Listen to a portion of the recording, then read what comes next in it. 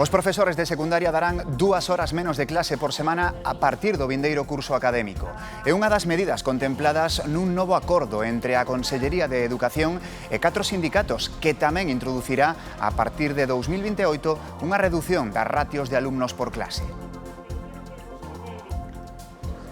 Galicia está máis preto de acoller a planta de coches MG. A firma chinesa SAIC Motors elixe España para a súa nova factoría de coches eléctricos en Europa, segundo publica a axencia Bloomberg. E Galicia está entre as opcións. Un dos alimentos máis versátiles na cociña son os ovos, fritidos, escalfados, cocidos, en revoltos ou en tortilla. Son un dos pratos máis socorridos, sinxelos e apreciados da gastronomía. Que non escoitou dicir algunha vez iso de están de toma pan e molla. Boas noites. A administración Trump volve cargar contra España, esta vez nun documento interno do Pentágono que ameaza con suspender a participación do país na OTAN por non colaborar na guerra de Irán. O goberno lanza unha mensaxe de tranquilidade. Os propios estatutos da Alianza Atlántica descartan esa opción. A información parte dun correo electrónico interno do Pentágono que expón posibles represalias para os países que se negan a colaborar cos Estados Unidos na guerra contra Irán. No caso de España, que non permitiu o uso das bases militares, falase directamente de suspender a súa participación na OTAN. Algo que na práctica é imposible. O Tratado da Alianza Atlántica non permite expulsar ningún membro e calquera movemento ten que ser acordado cos aliados. A noticia colleu o presidente do goberno en Chipre. Nosotros no trabajamos sobre emails, trabajamos sobre documentos oficiales y posicionamientos que haga, en este caso, el gobierno de Estados Unidos. La posición del gobierno de España es clara. Absoluta colaboración con los aliados, pero siempre dentro del marco de la legalidad internacional. Desde España, a ministra de Defensa insistía. Respeto al papel de España, orgullosos de la Alianza Atlántica, orgullosos de nuestra por la paz, y nadie nos va a dar ninguna lección. Co paso das horas, a administración Trump subiu o ton contra Europa. Xa non contamos con eles, dixo o secretario de Defensa, que ademais advertiu, levan décadas beneficiándose da nosa protección e iso acabouse. Emiliano García Paje denunciou hoxe un intento de fraude durante o Comité Federal do PSOE no ano 2016 en que se abordou a investidura de Mariano Rajoy. Segundo o presidente de Castela-A Mancha, o sector de Pedro Sánchez tratou de alterar o resultado ou pedir que a votación se realizase en segredo. García Paje asegura que o Partido Socialista estivo ao bordo do colapso. María Guardiola tomou hoxe posesión como presidenta da Junta de Extremadura nun acto celebrado no Anfiteatro Romano de Mérida. No seu discurso, a xefa do goberno extremeño asegurou que traballará por unha Extremadura máis xusta e orgullosa de si mesma. Nas próximas horas, Guardiola anunciará a composición do seu goberno no que un vicepresidente e dous concelleiros serán de Vox.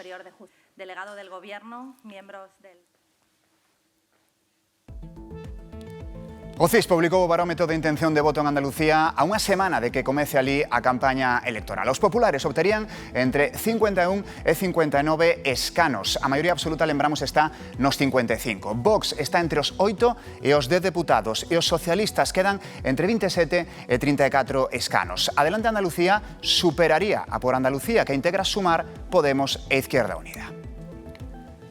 Galicia impulsa na China as enerxías renovables. Alfonso Rueda reuniuse no país asiático cun dos principais provedores de turbinas do mundo e ofreceulle a nosa comunidade como un lugar para implantarse en Europa.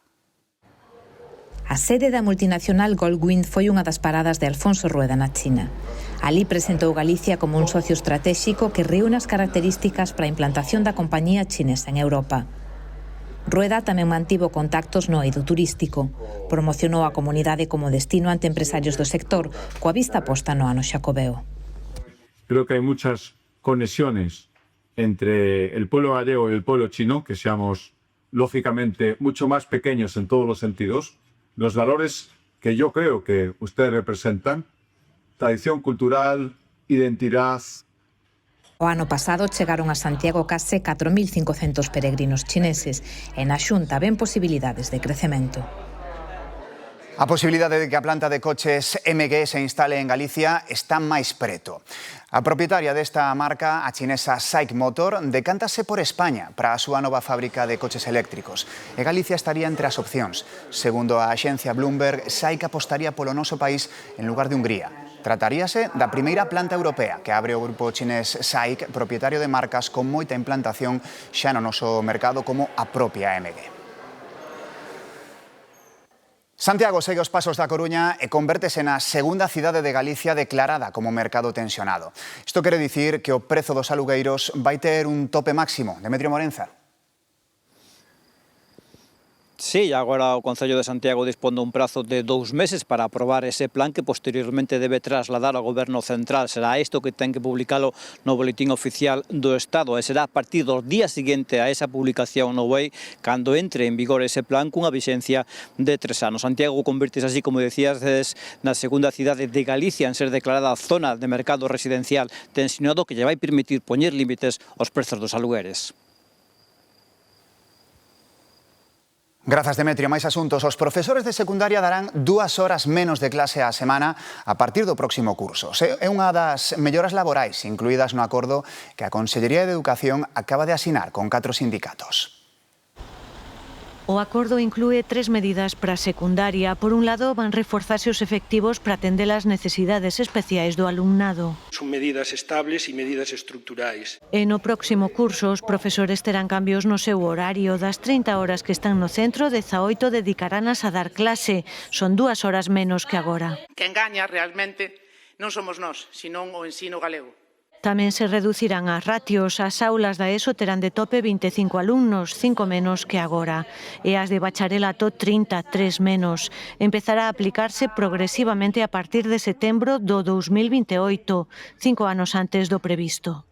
Vemos moi positivo que ahora mismo se consiga adiantar. Os sindicatos asinantes valoran positivamente o acordo. Traballaremos por seguir mellorando. Pero non conta co apoio da central maioritaria no ensino, a CIGA. O diálogo é avance, é dicir sí, o bloqueo é retroceso, é dicir non, e creo que os que estamos en esta sala apostamos claramente por mellorar o sistema educativo. A eses 4 sindicatos agradeceulles a súa altura de miras. Estamos agora en Lugo, onde se celebrou esta tarde unha concentración en contra da moción de censura presentada no Concello. Os asistentes amosaron o seu rexeitamento á iniciativa impulsada polos populares co apoio da edil non adscrita María Reigosa. A convocatoria estivo encabezada polo alcalde da cidade, Miguel Fernández, e polos concelleiros do goberno bipartito do PSDG e o do BNG. Contou tamén ca presenza de distintos representantes políticos socialistas e nacionalistas. O voceiro da plataforma cualificou a concentración de victoria colectiva e como un acto de resiliencia democrática da vontade popular. A propósito das convocatorias de protesta, o Partido Popular advirte de que pedirá responsabilidades se hai incidentes. Os socialistas, pola súa parte, defenden o dereito da cidadanía a mobilizarse. Creo, ademais, que, un país que se preza ou que quere ser democrático, que a xente poida expresarse, faltaría máis. Creo que o ambiente, se está enrarecido, é por culpa de quen o enrareceu. Se esa crispación cristaliza en actos violentos, espero que ninguén incurra despois na indecencia de intentar eludir a súa responsabilidade. Eu si o responsabilizo. A portavoz nacional do BNG está de viaxe no Brasil, onde ten previsto reunirse con membros do goberno de Lula da Silva para dialogar sobre oportunidades económicas e culturais comúns. Imos a trasladar ao goberno da Lula da Silva que Galiza é unha terra que ten moito que ofrecerlle ao Brasil, que temos sectores económicos moi competitivos que poden colaborar e axudar ao desenvolvemento económico do Brasil e tamén que sexa positivo para a internacionalización do noso tecido económico. Cambiamos de asunto. Tras 9 meses fuxido en Cuba para evitar o cárcere, Martiño Ramos pasou a primeira noite en Soto del Real. Cumprirá condena por violar unha menor. A familia da vítima respira tranquila con este ingreso en prisión. Casi unha década transcorreu desde que a vítima comezara a sufrir os abusos de Martiño Ramos con só 12 anos de idade ata que finalmente o violador entra en prisión. É unha alegría para o entorno da vítima e para a propia vítima, sin duda alguna. Fuxiu en canto soubo que a condena era firme en xullo do ano pasado e regresa 9 meses despois. Xa está na cadea en España. Entonces isto é a culminación a unha situación grave de espera que genera efectivamente pois unha ansiedade añadida, pero bueno, que de algún xeito en ningún momento se pensou que non se pudera materializar. Aínda que a decisión depende de institucións penitenciarias, o abogado da vítima calcula que tardarán meses en trasladalo a outro cárcere. A fuxida ten consecuencias penitenciarias. A ese nivel non vai a ter ningún tipo de beneficio por facer o que fixo. E a nivel de condena, a condena é firme e hai que cumplila. 13 anos e medio de prisión é o condena que lle impuxeron, ademais de inhabilitalo, para seguir exercendo como mestre unha vez que quede libre. Os Mossos de Escuadra deteñen un home de 67 anos pola morte violenta da súa nai de 92. Foi o presunto parricida quen chamou á policía para comunicar que matara a nai. O homicidio perpetrouno no centro sociosanitario do distrito barcelonés de San Andreu, en que estaba ingresada a muller. A policía busca o home que este venres matou a coiteladas un mozo de 17 anos no distrito de Puente Vallecas, en Madrid. O agresor circulaba en patinete cando se achegou o menor, deulle 2 coiteladas nas costas e fuxiu. Os investigadores non descartan que poida tratarse dun crime de bandas. Un motorista faleceu no concello ourensán de Nogueira de Ramuín. Morreu cando estaba realizando prácticas da autoescola nun polígono industrial en desuso. Caeu o chan e, a pesar dos esforzos dos servizos sanitarios, faleceu no acto. Facía as prácticas cas medidas de protección obligatorias. E temos unha nova de última hora. Un home faleceu esta tarde tras sufrir un accidente de tractor en Viana do Bolo. Circulaba co vehículo por unha pista de pexeiros e quedou atrapado por unha roda. Poden seguir esta información en Mindeiros Informativos e na nosa web g24.gal. Outros asuntos do día. A policía difundiu hoxe imaxes do interior do narcotúnel descuberto hai un mes entre Ceuta e Marrocos. A obra revela un maior grao de sofisticación dos delincuentes. O pasadizo permitía introducir en España 2 toneladas de haxís cada semana, sen necesidade de que os traficantes chegasen a poñer un pé no seu interior. Escavado en pedra e perfectamente abovedado, así é o túnel que os narcos empregaban para introducir droga en Ceuta desde Marrocos. Está a 19 metros baixo terra, ten 80 centímetros de ancho e 1,20 metros de alto, pero os traficantes non precisaban agocharse. Un complexo sistema de raíz e poleas permitía transportar os fardos entre os dous países operando únicamente desde os seus extremos. Todo un avance respecto destoutro, localizado o ano pasado na mesma zona, en o que os traficantes si tiñan que portar os fardos de gatiñas. A policía calcula que polo novo narcotúnel se movían cada semana 2 toneladas de haxís. A obra ten algunhas zonas apuntaladas pola propia policía ante o risco de derruba causado polas augas subterráneas que o percorren. Cando estaba operativo, iso non era problema. Os traficantes valíanse de 2 bombas de achique camufladas nunha nave oculta e insonorizada tras un falso frigorífico industrial no polígono ceutí do Tarajal, a uns poucos metros do valado fronteirizo. De momento non se sabe canto mide e onde sae o pasadizo, parcialmente cegado do lado marroquí. Cando se descubriu, a policía detivo 27 persoas, 4 delas en Vigo, un deles xulgado estes días por outro alixo incautado en 2022, daquela en mar aberto. Prisión para un dos 11 detidos na operación contra o narcotráfico no Salnés e liberdade con medidas cautelares para outros 2. Dan por desartellado un grupo criminal acusado de comprar e vender heroína, cocaína e haxís en diferentes lugares de España. Incautáronlles 40 kilos de estupefacientes, armas de fogo, cartos e narcolanchas. Vexan que situación tan inquietante a que viven 2 veciños de Quiroga. Aseguran que cando marchan da casa, alguén entra nela. Din que lles desfán os mobles, que lles moven cousas de sitio e mesmo que os rouban. E todo sen que as cámaras de seguridade que teñen graven os asaltantes. Raimundo pecha ben cancelas e portas antes de marchar da casa en Vilar de Lor. E iso porque, segundo di, alguén aproveita se non están para entrar facerlles mal. Iso é o bonito. Iso é o bonito. Pois saben, cando marchamos, e cando vigilan, non sei quen é, entran e vigracian todo.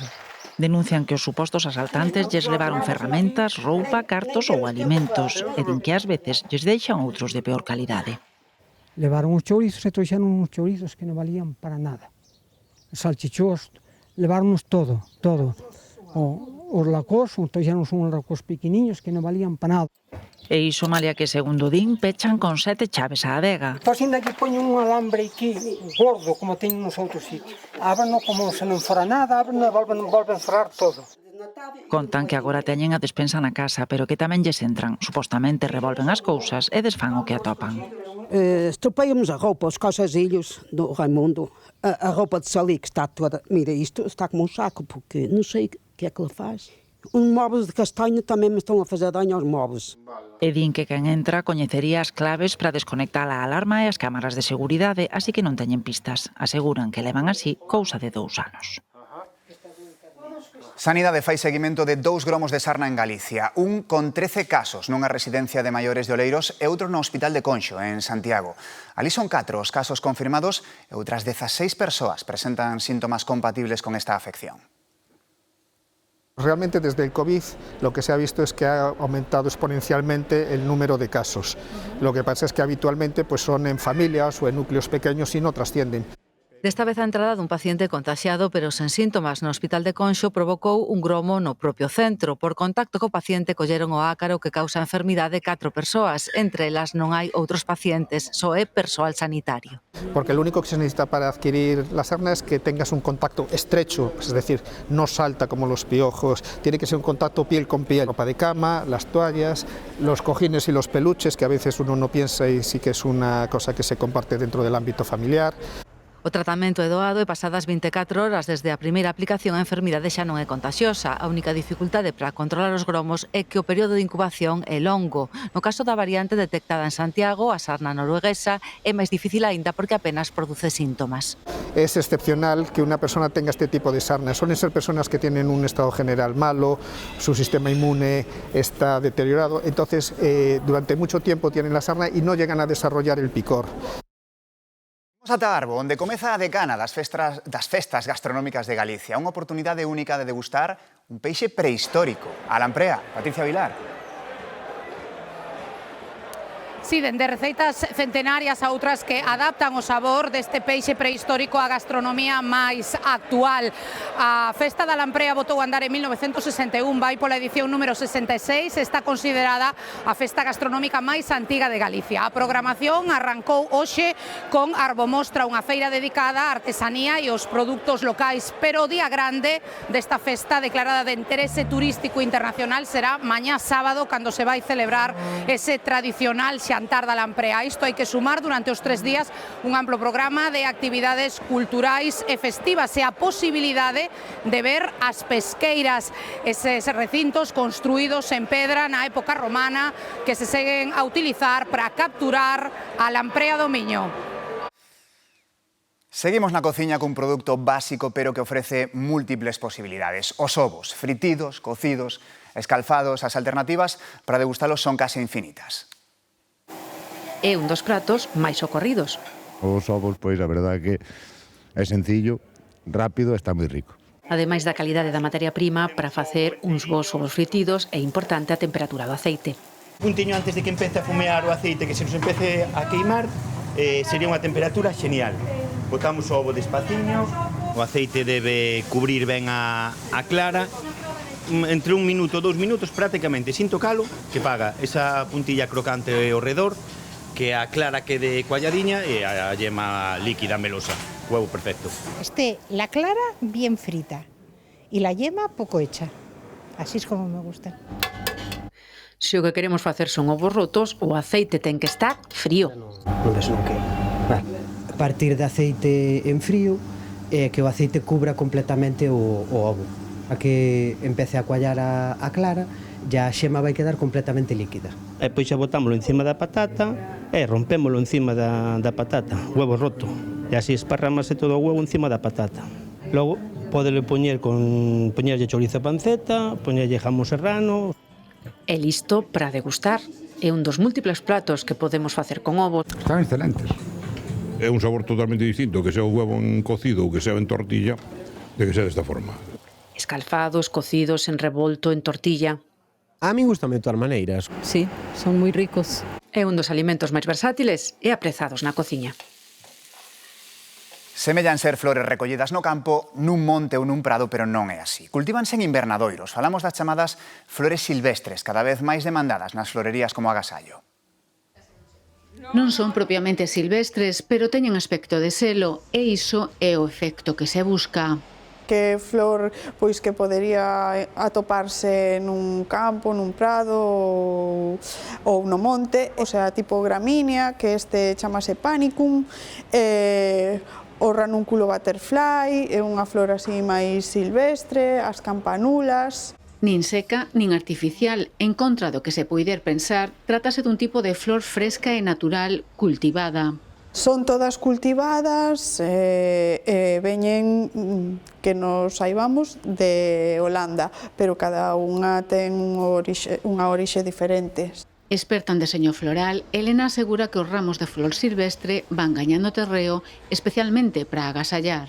Sí que hai moita xente que nos pide un ramo silvestre, ramo de tipo silvestre, que teña o aspecto de poder atopar así algo así na natureza. Algo que semella improvisado ou informal, pero que tamén está presente entre os pedidos que están a recibir nesta florería, agora que se achega o Día da Nai. Spotify revelou as listas dos artistas máis escoitados na súa historia. Falamos da música que, dende hai 20 anos, formou e forma parte do día a día de millóns de persoas. Adiantaremos que a artista máis escoitada é norteamericana e que o álbum máis escoitado é obra dun latino. Comecemos por saber quen é a raíña de Spotify.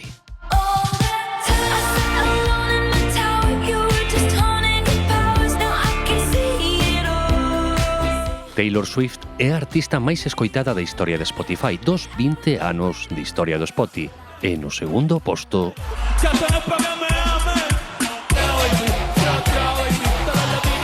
o portorriqueño Bad Bunny, segunda voz máis escoitada, sorprenda ou non sorprenda.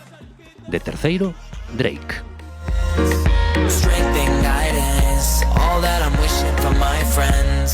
Cuarto posto para The Weeknd.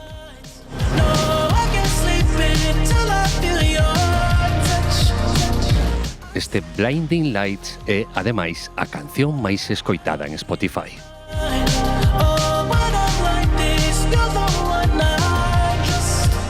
E se pasamos ao álbum máis escoitado nestes 20 anos de historia de Spotify,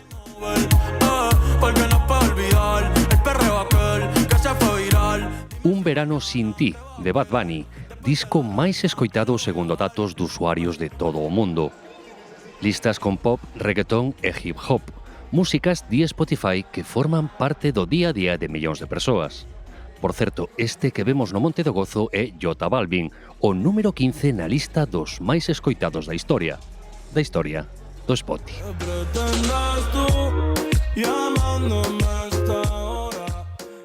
E para música e ademais sen algoritmos o luar. Conectamos co plató con todo xa listo para esta noite. Hola, Galloso. ¿Qué tal, Pablo? Perfecta conexión, aquí andamos en directo. Son as 9:25 a andar. Esta noite 4 recanteiros queren volver cantar en recantos. Están eliminados os 4. E solamente poden quedar 2 elegidos por vostedes. 2 volven, outros se marchan definitivamente.